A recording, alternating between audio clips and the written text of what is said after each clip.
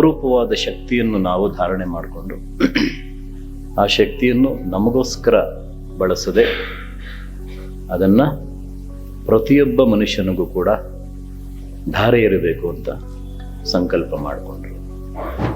ಆ ಶಕ್ತಿಯನ್ನು ಎಲ್ರಿಗೂ ತುಂಬಿಸಿದಾಗ ಅವರಲ್ಲಿರ್ತಕ್ಕಂಥ ಕೆಲವು ವಿಕಾರಗಳು, ಮನಸ್ಥಿತಿಗಳು, ಮನಸ್ಸಿನ ಭಾವನೆಗಳು, ಆರೋಗ್ಯ ಮತ್ತು ಹಲವಾರು ಶರೀರದ, ಮನಸ್ಸಿನ ಮತ್ತು ಭಾವನೆಗಳ ಆಧ್ಯಾತ್ಮಿಕದ ಉನ್ನತಿನಲ್ಲಿ ಅಪ್ಸ್ ಆ್ಯಂಡ್ ಡೌನ್ ಏನು ಬರುತ್ತೋ, ಏರಿಳಿತಗಳು ಏನು ಬರುತ್ತೋ ಅದನ್ನೆಲ್ಲ ಬ್ಯಾಲೆನ್ಸ್ ಮಾಡ್ಕೊಬೋದು. ಆನಂತರ ಈ ದಿನದ ಒಂದು ಶಕ್ತಿಯನ್ನು ನಿಮ್ಮ ಮೇಲೆ ಕೊಟ್ಟಾಗ ಅದನ್ನು ಅನುಭವ ಮಾಡೋದು ಮತ್ತು ಅದರಲ್ಲಿ ಆ ಶಕ್ತಿಯನ್ನು ತುಂಬಿಕೊಂಡಿರೋ ಮೇಲೆ ಹಲವಾರು ಚೇಂಜಸ್ ನೀವು ಗಮನಿಸ್ಬೋದು.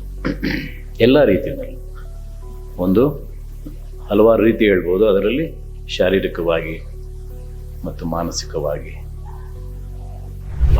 ಭಾವಾತ್ಮಕವಾಗಿ, ಆಧ್ಯಾತ್ಮಿಕವಾಗಿ ಈ ರೀತಿಯಲ್ಲಿ ನಾವು ಅದನ್ನು ಗಮನಿಸಿ ಮತ್ತೆ ನಮ್ಮ ಪ್ರತಿದಿನ ದೈನಂದಿನ ಜೀವನದಲ್ಲಿ ಅದನ್ನು ಬಳಸ್ಕೊಂಡು ಧ್ಯಾನ ಮಾಡೋರು ಧ್ಯಾನ ಮಾಡ್ಬೋದು, ಕರ್ಮ ಮಾಡೋರು ಕರ್ಮ ಮಾಡ್ಬೋದು, ತೊಂದರೆ ಏನಿಲ್ಲ.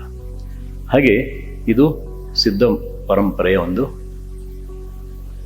ಮಾರ್ಗವಾಗಿ ಇದನ್ನು ಬಳಸ್ತಾ ಇದ್ದೇವೆ.